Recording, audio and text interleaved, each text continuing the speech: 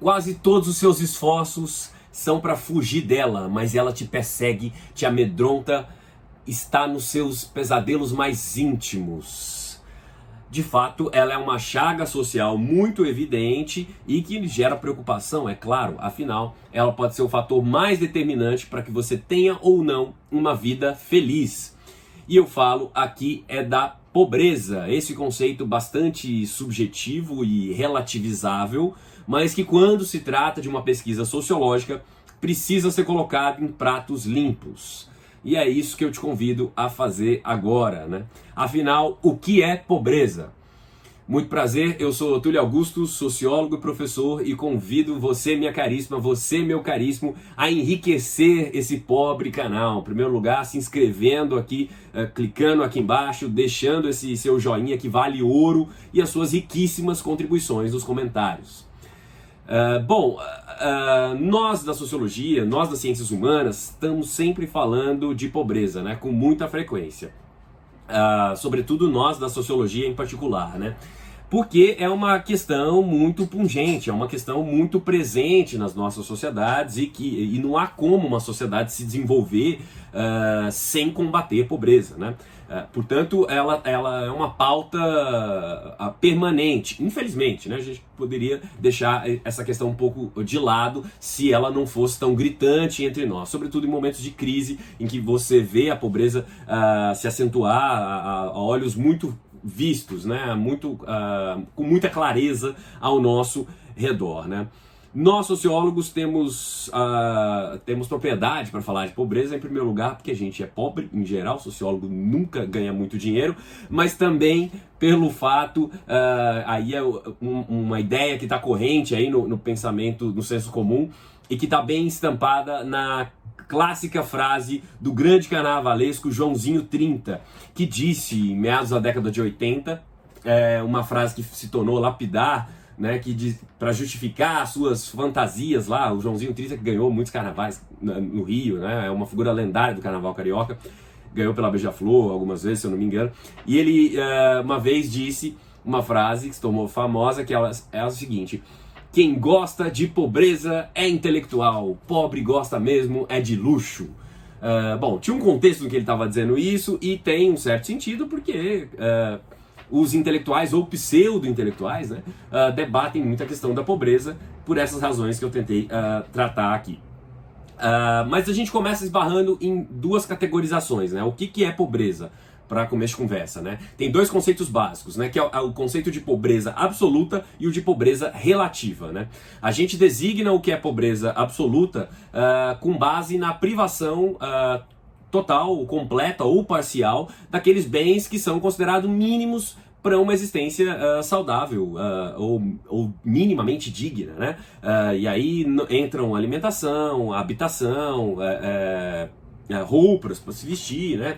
Outras questões aí, né? Pobreza é um conceito um pouco amplo. E essa ideia teve a pretensão de ser universalmente aplicável, né? Se você estabelecer um patamar mínimo do que é pobreza, né? Que pudesse ser aplicado a diversas praças, a diversas sociedades, a diversos países, mas na prática a coisa complica um pouco. Os países em desenvolvimento, eles têm um contingente muito maior de pobreza, né? De pessoas vivendo nessa pobreza, seja ela relativa ou absoluta, né? Claro que nos países ricos, esses contingentes são incrivelmente menores, né? A diferença entre os países em desenvolvimento e os países ricos, ou países pobres e países ricos, né? Vamos chamar a coisa pelo nome, é muito gritante, né?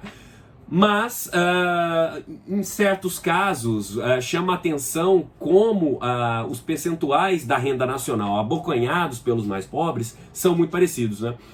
Por exemplo, o caso de Ruanda, que é um país africano que tem quase 70% da sua população na pobreza.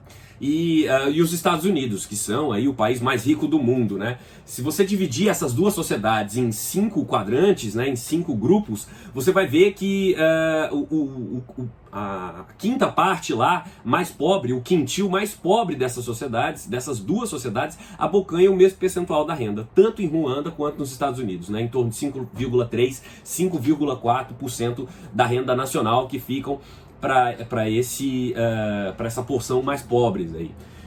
Isso demonstra que no mundo desenvolvido, que às vezes já superou a pobreza ou já a confinou a bolsões mais restritos, um problema muito claro é o da desigualdade crônica. E é uma proximidade muito grande que existe entre pobreza e desigualdade, né?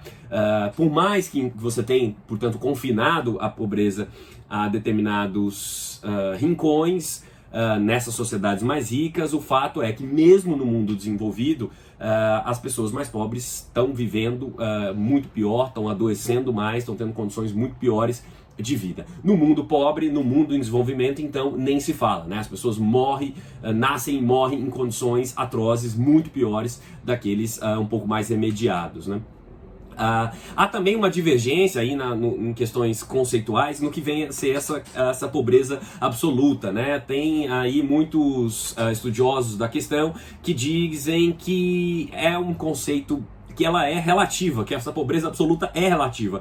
Afinal de contas, essas definições são culturalmente estabelecidas, né? Elas são com base num padrão de vida geral que você define o que é pobreza absoluta. E as necessidades são diferentes a depender da sociedade, a depender do grupo que está sendo pesquisado, né? Então, em suma, esses críticos da noção de pobreza absoluta, eles observam que essa definição tem mudado e que no frigir dos ovos, a definição de pobreza absoluta com pretensões universais, ela também pode ser relativizada, ela é também relativa, né? Então, essa técnica comum de estabelecer uma chamada linha da pobreza, né, que é o que se usa muito aí no jargão, você já deve ter ouvido esse termo por aí, nas pesquisas em geral, ela é com base num preço médio dos itens naquele país, e esse preço varia bastante também, ele pode ser alterado, né? E o estabelecimento de uma régua única também gera distorções, né?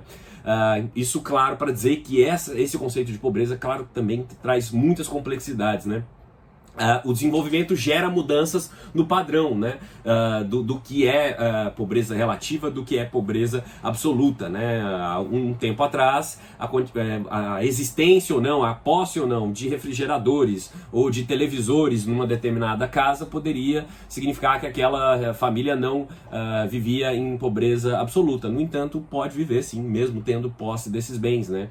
Afinal de contas, segundo advogam aí essa linha de pensadores, a aquisição desses bens de consumo não necessariamente livra o indivíduo da dificuldade de acessar outros bens mais básicos, né?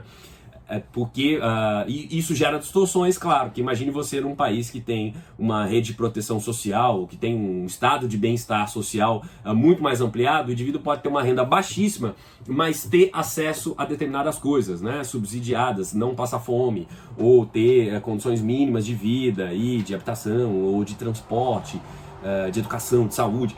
E em outros países, um indivíduo sem renda nenhuma ou com a renda baixíssima não consegue de jeito nenhum ter acesso a essas questões. Portanto, a coisa é bastante complicada. Nós das ciências humanas, você sabe, gostamos de complicar tudo. Na verdade, o mundo é que é complicado. A gente só tenta simplificar e quase nunca consegue. Se você entender um pouco mais sobre o que é pobreza absoluta e pobreza relativa, não deixe de se inscrever aqui nesse pobre canal de enriquecer o debate com a sua presença. Eu fico por aqui, um abraço e até a próxima.